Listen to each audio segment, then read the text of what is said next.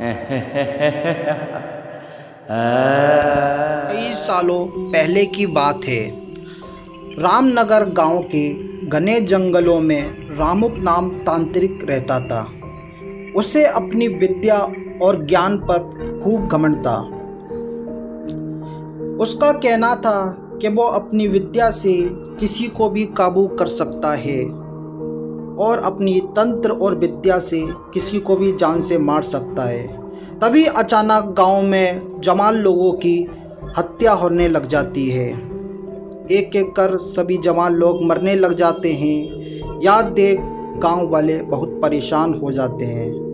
तभी सब गांव वाले मिलकर एक फैसला करते हैं, क्यों ना हम सब मिलकर तांत्रिक को जान से मार दें। अपनी इस योजना को अंजाम देने के लिए गांव के दो लोग तांत्रिक के घर पहुंच गए। लो भाई, आ गए हम तांत्रिक के घर, चलो अंदर और उसका काम तमाम कर देते हैं। जब वो अंदर आए तो तांत्रिक किसी पूजा में बैठा हुआ था। इसे अच्छा मौका देख उन दोनों ने तांत्रिक को एक कुर्सी से बांध दिया। फिर उन दोनों ने तांत्रिक की उस कुर्सी को आग लगा दी।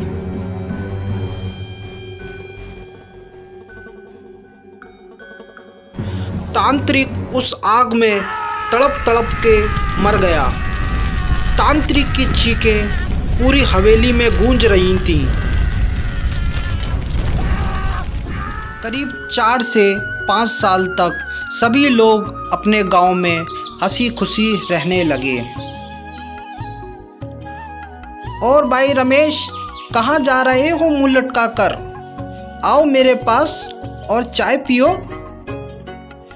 तभी अचानक एक दिन दो लड़के शहर से घूमने के लिए जा रहे थे। तभी रास्ते में रामनगर पड़ा। रात काफ़ी हो चुकी, तभी उन्होंने वहाँ रुकने का फैसला किया। तभी वहाँ सीनू राजू से कहता है, क्यों राजू, क्यों अपन जंगल घूमने के लिए चले? राजू भी कहता है, ठीक है सीनू, जैसा तुम्हारी मर्जी। तब वह दोनों जंगल घूमने के लिए आगे बढ़ते हैं।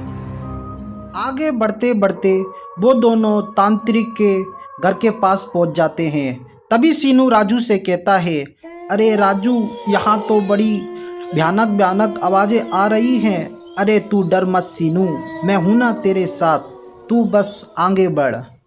तब वह दोनों आगे बढ़ते हैं और तांत्रिक के घर के अंदर पहुंच जाते हैं। जब वह घर के अंदर देखते हैं तो चारों तरफ मकड़ी के जाले लगे हुए होते हैं। तभी सीनू को वहाँ आधी जली कुर्सी नज़र आती है और सीनू उस कुर्सी पे जानकर बैठ जाता है। जैसे ही कुर्सी पे सीनू जानकर बैठता है, तभी तांत्रिक की आत्मा सीनू के शरीर में घुस जाती है और वह तांत्रिक जोर जोर से हंसने लगता है। तभी तांत्रिक कहता है, अब मैं किसी को भी जिंदा नहीं छोड़ूंगा, सारे गांव को आग लगा दूंगा, अब मैं अपने बदला लूंगा। यह सब देख राजू वहाँ से गांव की तरफ भाग जाता है। सुबह होते ही राजू ने सरपंच जी को सारी बात बताई। यह सुन के सरपंच जी को काफ़ी गुस्सा आया और उन्होंने कहा, तुम लोगों को वहाँ जाने की किसने बोली थी? तुम्हें पता नहीं है तुमने क्या कर दिया है? तुमने सारे गांव को मुसीबत में डाल दिया है। यह सुनकर राजू ने सरपंच जी से कहा, हमें माफ़ कर दीजिए सरपंच जी, पर मैं अपने दोस्त को इस हालत में नहीं देख सकता।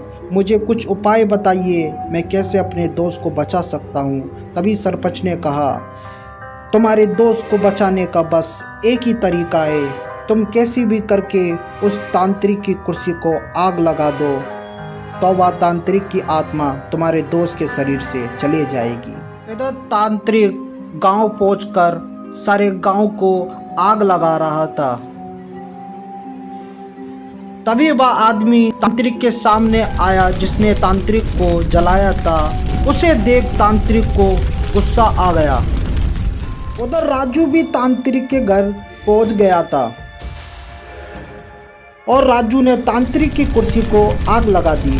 जैसे ही राजू ने तांत्रिक की कुर्सी को आग लगाई, उधर तांत्रिक की आत्मा भी जल गई। जैसे ही तांत्रिक की आत्मा जली, वह सीनू के शरीर को छोड़कर चला गया। फिर राजू और सीनू ने दोनों ने मिलकर सरपंच जी से माफ़ी मांगी। सरपंच जी, हमें माफ़ कर दीजिए, हमने सारे गांव को मुसीबत में डाला। आइंदा हम कभी भी ऐसी गलती नहीं करेंगे। देखा ना अपने दोस्तों, सीनू की एक गलती से हमने सारे गांव को मुसीबत में डाल दिया। इस कहानी से आपको सीख मिलती है, जीवन में हर काम हमें सोच समझ कर ही करना चाहिए। बिना सोचे समझे हमें कुछ नहीं करना चाहिए। अगर आपको हमारी कहानी पसंद आई है तो हमें कमेंट करके ज़रूर बताएं और हमारे चैनल को सब्सक्राइब करें।